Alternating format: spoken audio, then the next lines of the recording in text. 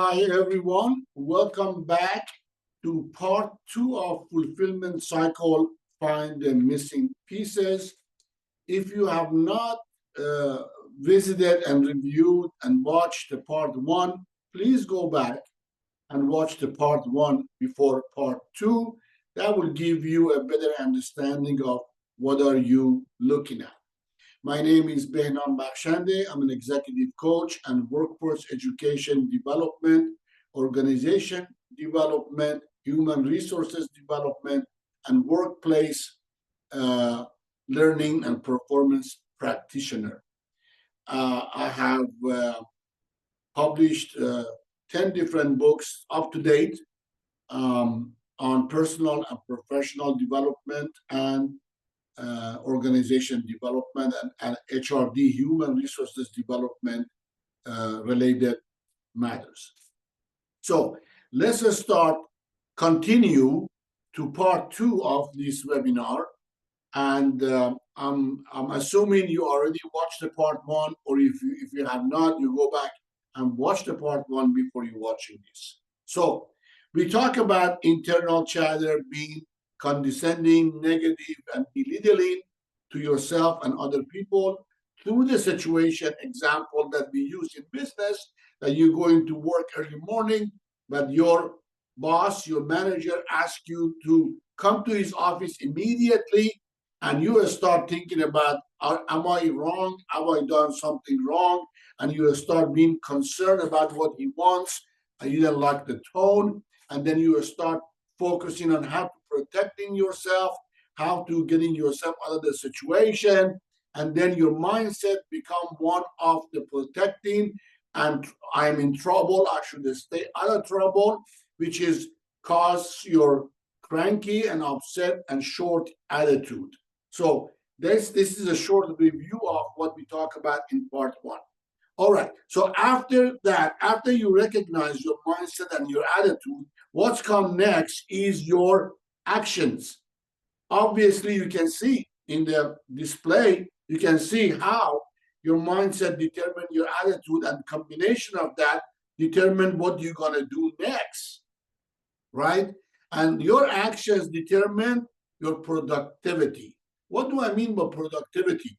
Would you be productive in your relationship with your manager while you're going there to see him by attitude being short and cranky, come from the mindset of being upset and being productive, coming from focus of just protecting yourself? Will not be that much of productivity, right? So look at the actions you might take. You are not communicating on the upset that you have, on the mindset of protection that you have, even in home, on the relationship argument. You're not communicating. You're not going to step back on the moment when you're not present. You're not stepping back and say, let me talk to my boss, see what is the problem. You are making interpretation, aren't you? He don't like me. He wants to fire me. He already hired someone, wants to replace me. In home, he or she don't love me. They don't respect me. They don't care about me. You're acting over emotions. If you go there by upset that you are, by interpretation that you already had, that you're about to be replaced or fired, you go there, open the door, and you let your boss have it. Or you just said, I quit, right? Because you're acting over your emotions that caused by your attitude that is determined by your mindset. I hope you see the fulfillment cycle. I see that how you lose your fulfillment in this cycle. So how many times in our lives we have not communicated, we didn't set boundaries, we made a lot of interpretation, we act over emotions, and we make a lot of decisions that didn't turn out well. So you're deciding based off your reactions, right? Now imagine you already get there and you communicate to your boss, and maybe by end of conversation, you said, next time you need to talk to me about something, please be careful about your tone, because I was scared, I would make interpretation. Anyway, we get to that point. So when your actions is not communicating, making interpretations, acting over emotions, and deciding based on reaction, what would be the productivity of that relationship?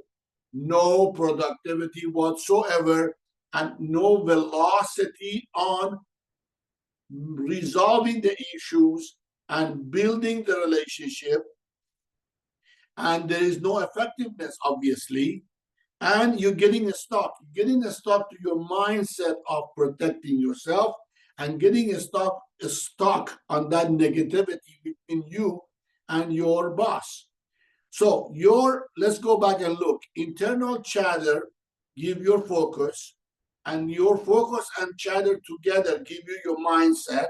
Your mindset determine your attitude.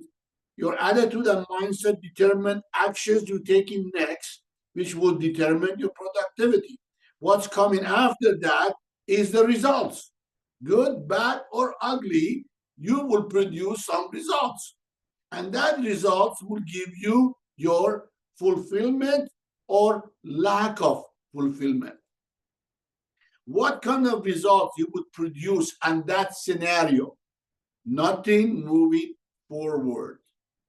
You are stuck. You're failing. You're failing on your commitment to yourself to have a peace of mind, and you're failing in your commitment to do the job right, and you're failing in your commitment or desire to have a good, productive relationship with your manager or your boss. You're just getting by. You just put your head down. I don't want to cause trouble. I just want to do your more hours. I want to just get my paycheck and go home. Through my over 30 years career, I have saw this so many times, even in relationships, personal relationships, marriages, partnerships.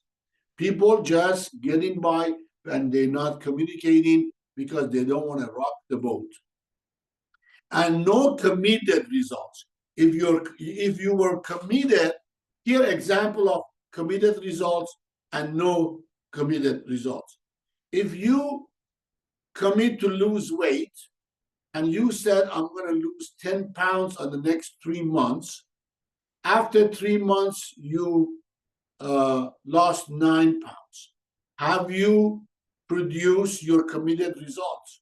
No. Have you produced results? Yes. You produced 9. You're minus 1. You did great. You did produce result, Carl, losing 9 pounds, but you didn't produce your committed result, which was 10 pounds. Same thing, bring it up, open it, make it bigger. In your relationship at work with your manager, if your committed result was to have a peaceful relationship, productive relationship based on your commitments, when you get to upsetting situation, you have not produced the committed results. You produce a result called upsetting situation based on your interpretations. Where will be the fulfillment on that point? Unhappy, tired, resentful, and regretful for any reasons. Now, let's go back to scenario. From the desk that you start moving, right, from your desk, to go to that office, 10 yards, 10 meters, you start having all internal chatter, negative, belittling, condescending, concerning, focusing on protecting yourself, your mindset, your attitude, all the things you made up and actions you take, and you're upset, and you're opening his office door, and you said, I quit, or what the heck you want? He might said, oh, thank God you're here early. The printer is not working, and I know you're so good with electronic.